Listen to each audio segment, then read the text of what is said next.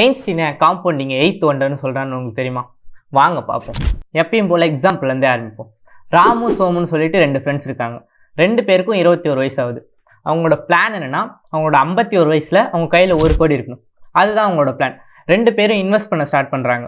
15% return தர கம்பெனியில் 2 பேரும் இன்வெஸ்ட் பண்ணுறாரு.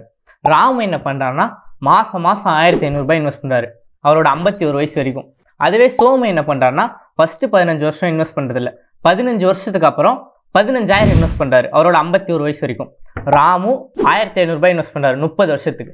சோமு 15000 இன்வெஸ்ட் பண்ணுறாரு 15 வருஷத்துக்கு. நீங்கள் எல்லாம் கேட்பீங்க, சோமுக்கு தான்ப்பா அதிகமாக இன்வெஸ்ட் பண்ணுறாரு, அவருக்கு தான்ப்பா அதிக ரிட்டர்ன்ஸ் கிடச்சிருக்குன்னு. அதுதான் கிடையாது. 51 வயசில் 2 பேர்கிட்டையும் 1 கோடி இருக்கும். பட் ராமு எவ்வளோ இன்வெஸ்ட் பண்ணியிருப்பாருன்னு பார்த்தீங்கன்னா 5,40,000 ரூபாய். அதுவே சோமு எவ்வளோ இன்வெஸ்ட் பண்ணியிருப்பாருன்னு பார்த்தீங்கன்னா 27 லட்சம்.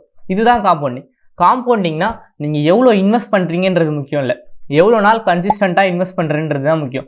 ஸோ நீங்களும் இன்வெஸ்ட் பண்ண ஸ்டார்ட் பண்ணுங்கள். தேங்க்யூ.